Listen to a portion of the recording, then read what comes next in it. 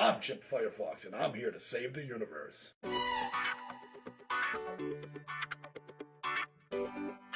Ladies and gentlemen, welcome to episode 2 of Chip Firefox Destroys the Universe. Let's jump right into it with the reviews. X-Men 97 is on Disney Plus. I told you it's fucking amazing. As you can see, we got Cyclops from X-Men 97 joining us today. I picked this up for $7 at Walmart in the clearance section for some fucking reason. He's going to be a big part of this show, just a spoiler alert. So the first 2 episodes, we're going to go into some spoilers. If you haven't seen it, skip this part right now. We're not going to spoil episode 3, what's happened today, which I've already seen, which is fucking awesome. So it starts with the X-Men beating Trask. That's their first battle. Storm ends up getting depowered during the battle, and she leaves the X-Men. We see the birth of Cable. Xavier is dead, and he left control of the school and the X-Men leadership to Magneto in his will. Magneto's actually acting as a superhero right now, which is fucking weird. And then at the end of episode 2, another Jean Grey shows up, which I assume is Madeline Pryor, her clone. It's just fucking awesome. You should watch it. It's definitely the way you would hope the comic books would be, but the X-Men comics are fucking garbage, so I'd rather watch this. Let's go into the comic reviews. Suicide Squad, issue number 1, Kill Arkham Asylum. I did not know that this is a tie-in to the video games. It leads into the new Suicide video game that Squad came out, Kill the Justice League. So Arkham Asylum's being rebuilt after what happened in the video game. Waller's building her Suicide Squad. She tortures every member of the team. They tell Commissioner Gordon, or I think he's President Gordon in this. I'm not sure. I've never played the video game. But they tell him that they're being abused and everything. Waller's still a cunt. She's always been a cunt. She always will be a cunt. They do have her first meeting with Batman, and that's about it. You know, what if Venom issue number 1? Did not know what to expect in this. But this is if She-Hulk becomes Venom. Yeah, it ends up ruining her life. She becomes homeless. Sabretooth is there for some reason. He steals a chunk of Venom and takes it with him. It's a great story that's going to include Wolverine in the future, but the artwork was shitty as fuck. She-Hulk looked like the Jolly Green Giant. It was not good. It was very, very bad. If you want the free digital copy to see how bad it is, the code will be appearing at some point at the top of the screen. First one to enter the code on the Marvel.com gets the free digital copy of What If Venom issue number 1. Then we got Thundercats issue number 1 by Dynamite Comics.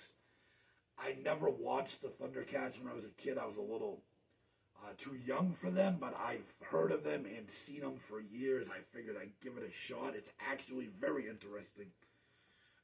Thundera is the planet that the cats are from. It was destroyed by the mutants of Plantar.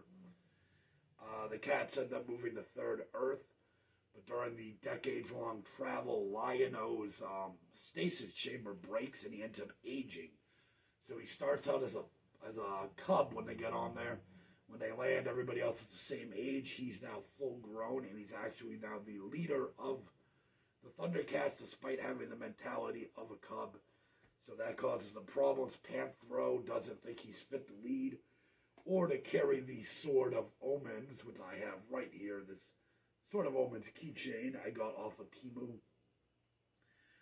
But yeah, this seems like the origin of Lion-O, because you think Thundercats, Lion-O right there is who's synonymous with Thundercats, and I never watched it or read it as a kid, and that's who I think of when I think Thundercats. So it's a very interesting story. I have the second one. I will keep reading the series. Back to the Sword of Omens keychain. If you watched my Temu unboxing, this is solid metal and sharp as shit. This is a yoga mat, and it goes right through it, so this is hanging up on my wall like this. I'm not going to put it in my pocket because you could fucking sever your carotid artery. That's not where your carotid artery is. Your carotid artery's up here, right? What the fuck's the artery in your leg that you bleed out from? I don't know. We'll look it up later. Issue number 2 of Spider-Boy. I fucking love Spider-Boy. This is just as hilarious as the first one. Him and Squirrel Girl continue their mission to save Santa Claus during the Macy's Thanksgiving Day Parade from Balloon Man. It's fucking hilarious. They find Santa himself finally confirms that he is a mutant, and he reveals that two of his powers are super speed in his bag, his Christmas toy bag, present bag, fires projectiles. It's fucking fantastic. I was a little confused because the story, that was the side story, and that continued from the first to the second, but the big main story didn't continue. There was no mention of Helifino or Madame Monstrosity, no mention of Spider-Man. Instead, Bailey helps Captain America fight against Taskmaster. So that was a little weird, but it is fantastic, and I will keep reading it. Highly suggest being the first one to get the free digital copy, as you'll see the code pop up there. Spider-Boy should be around for a long time to come. The femoral artery was what we were looking for. That's in your leg. You stab yourself there, you're pretty much fucking dead. Right? Cobra Commander issue number 2 by Image Comics. Like I said, I didn't know anything about this. The Energon universe is G.I. Joe and Transformers. So Cobra is low-level scientist working for Gullibus on Cobra Law, and he has Megatron trapped, and he's holding him captured. He's going to power him up to be the ultimate weapon for Cobra Law to keep bumping himself up from Commander. He's tired of being in that position. Him and Nemesis Enforcer, I don't know if that's his actual name, go to Earth to look for, what do they need? They need Energon to get Megatron going, to make him the most powerful weapon they can have.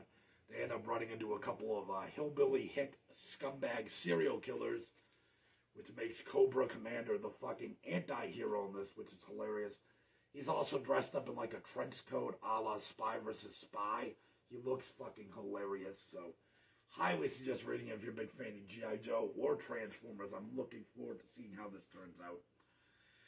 Ghost Rider Final Vengeance issue number 1. Sarathos is the actual spirit of vengeance. He's narrating this. He's tired of Johnny Blaze. He dumps him as rider. He goes searching for somebody else. There's a bunch of other fucking shit. He shows him like just bouncing from different people, person to person, like Carnage does, like a symbiote.